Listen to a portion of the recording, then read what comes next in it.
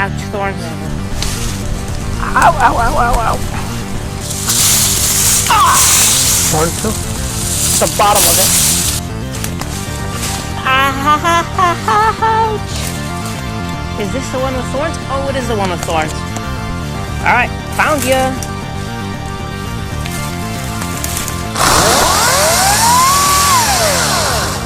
Don't ruin it.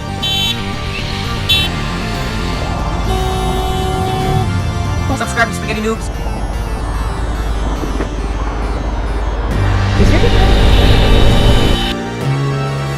Hey guys, SpaghettiNoob here. Today we are reviewing the Ryobi 40-volt brushless electric chainsaw. In the previous video we did a quick unboxing, and right now we're gonna review it. And then we're also gonna have a follow-up video that shows you how to change the bar and chain. Before we do that, please make sure you hit the like button. Really appreciate it. Just destroy it like I'm about to destroy this brush that I'm about to clear out. At the same time, please subscribe to the channel if you're not already subscribed. At the same time, you may as well hit the notification bell, that way you can get notified when we get a new video out. So, first impressions is this little thing can go. It has a lot of power. Now granted, I have the 40 volt version compared to the 18 volt version, and one of the reasons why I got the 40 volt is I actually already had the 40 volt string trimmer, and I also got the 40 volt attachment for cultivator tiller. Now, going off the same reasons of why I chose the 40 volt versus the 18 volt, and there's much more tools that you can use, as well as all the multiple hardware tools like drills and sawzalls and all their other combinations. I wanted more power instead of, having to not as much power and having to charge the batteries. So with the 40 volt battery you get a ton of power, and then for the cultivator to get the gas-like power that they advertise, you need the 40 volt. The tiller was really the selling point, and we needed to do that for the garden. So picking the 40 volt will allow us to get the tiller, and at the same time this electric chainsaw with the brushless motor. So first impressions, it is very powerful, right? It's a 14-inch blade. I'm not quite sure exactly the thickest you can cut. I know there's always like I'll try to find it, but there's always key. If you have a 14-inch bar and blade, then you can cut a certain length. I'll try to find out what that is, but I'm not really using it to cut a tree down. I have a whole bunch of little brush and tree. I think the largest thing that I cut was maybe 3 inches in length or in diameter. Everything else was very, very small brush. A whole bunch of thorns, a whole bunch of light small little trees.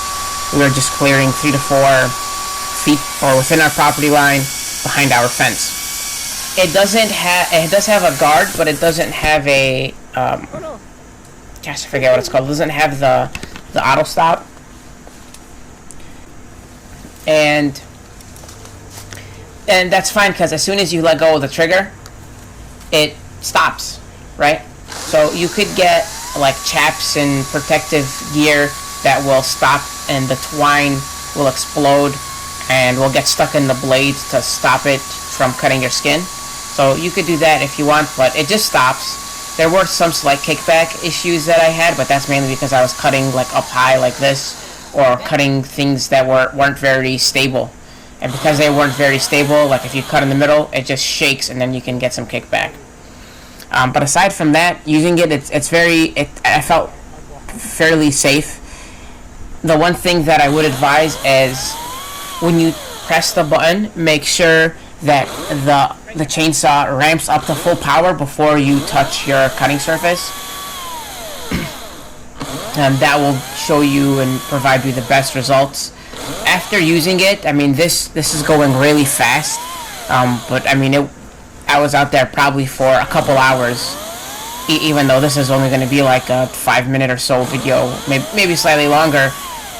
Fast forwarding through all this with this, really cool montage of cutting a whole bunch of brush, getting hit by a ton of thorns. After, I mean, it got heavy, right? It wasn't heavy without the battery, but once you put in that 4 amp hour battery, it is very heavy. We did go through one battery cycle, and we had another one that we swapped it out. So we were probably cutting for probably the full 4 hours or close to it.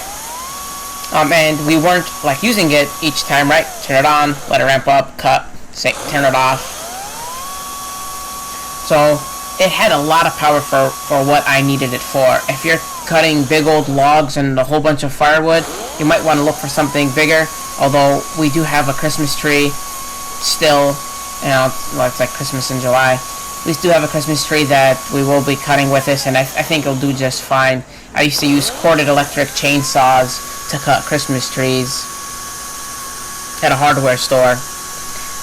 And then the other thing here, in which you're seeing right now, and you saw one earlier, is one thing that gave a learning curve was how to position the blade.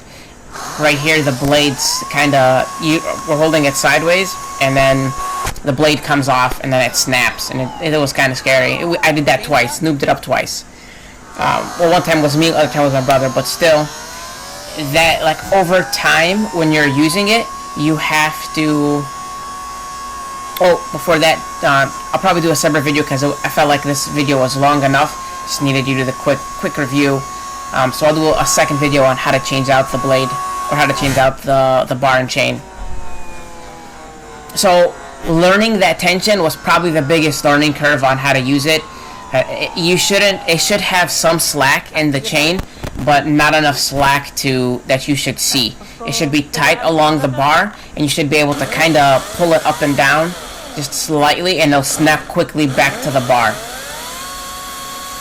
So once you put the bar back on, or even after a long prolonged use, you probably and you see that the tension is loose, you need to make sure you just tighten the tension a little bit, and so that way when you do need to turn the chainsaw, and you are able to turn it sideways. Like, I read the manual, and the chainsaw even adjusts so has a handle so you can turn it sideways and cut where needed. And it snaps here again. So that's probably the biggest learning curve on learning the limits of the saw. I went through, probably the biggest was maybe 3 inches, and it just cut right through it. Everything was butter. Going through light brush, I mean, that you could use a head trimmer for, this thing just kind of was way overkill for the job. Cutting the tree branches, I mean, this was phenomenal. Throughout all the time when I was working through this, I probably went through, I had to refill the bar oil only once. So, I mean, I was out doing it for, I don't know, maybe like 6-7 hours total across 2 days. And then I'll show you here just quick at the end on what that looked like.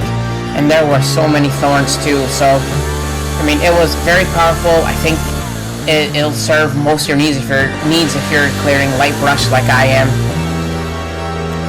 So if this is something that you like to see and enjoy, just please let me know in the comments below.